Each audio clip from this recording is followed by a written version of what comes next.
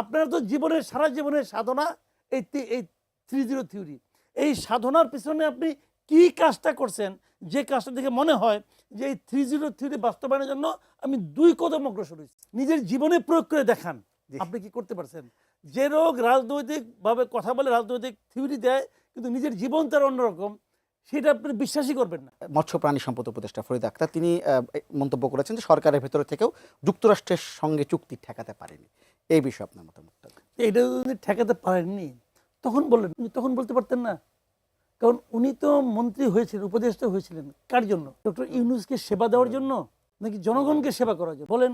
এই ভদ্রমহিলার কথাবার্তা না মানে আমার কাছে এত হাস্যকর লাগে যে উনি তো বিশাল একসময় তো বিশাল বামপন্থী ছিলেন আর কি।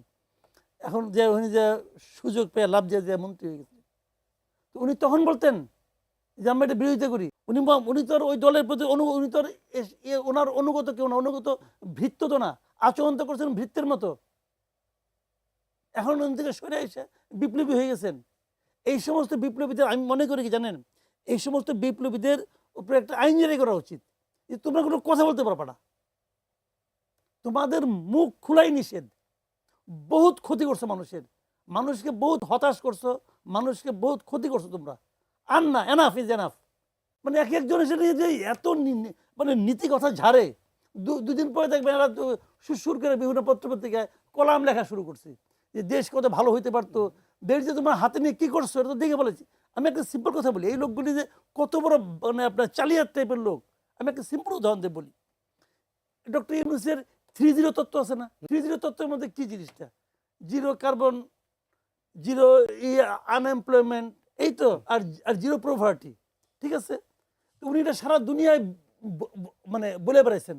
কেন বলছেন? এই কারণে যে আপনারা এটা বাস্তবায়ন করেন। তো উনি বাস্তবায়ন করেন না কেন?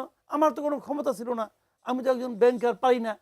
যখন আপনি 1.5 বছরের জন্য ক্ষমতায় গেলেন, আপনি এই 3টা জিনিস বাস্তবায়নের জন্য কি করছেন বলেন? আপনার তো জীবনের সারা জীবনের সাধনা এই 30 থিওরি। এই সাধনার পিছনে আপনি কি কাজটা করছেন, যে কাজটা দেখে মনে হয় যে এই 30 থিওরি বাস্তবায়নের জন্য আমি 2 কদম অগ্রসর হয়েছি। সচিব বলে সব প্লাস্টিকের বোতল বাদ দিয়ে কাঁচের বোতল আনা হয়েছিল পানির। কি অগ্রসর হয়েছে বলেন? প্লাস্টিক বোতল থেকে কি কার্বন হয়? ওটা পুড়লে পরে হয়। এগুলি বলে তো লাভ নেই রে ভাই। তো এখন আপনি কি করছেন বলেন না? কিচ্ছু করেন নাই। তো এগুলো হলো কি বলার জন্য বলে, এরা হলো গিয়ে জানেন কথার ফেরিওয়ালা। কথার ফেরিওয়ালা বুঝেন? কথার ফেরিওয়ালা। ওই যে আগে দেখতাম গুলিস্তানে যে ডুগডুগি বাজিয়ে ওষুধ বেচত, তো এরা ওই ডুগডুগি বাজায় বড় বড়। এই ফরিদ আক্তার আগে ওনার ওই যে উবিনিক, তারপরে কি কি দিয়ে ওনার একটা ম্যাগাজিন ছিল দেখলাম চিন্তা, মাঝে মাঝে কিনা টাকা দিয়ে কিনা পড়তাম। এখন আমার মায়া লাগে, টাকা করে আমার অপচয় হয়েছে। তো এই এরা এগুলি করতো বসে বসে, নয়া কৃষি আন্দোলন, সব ওই ডুগডুগি।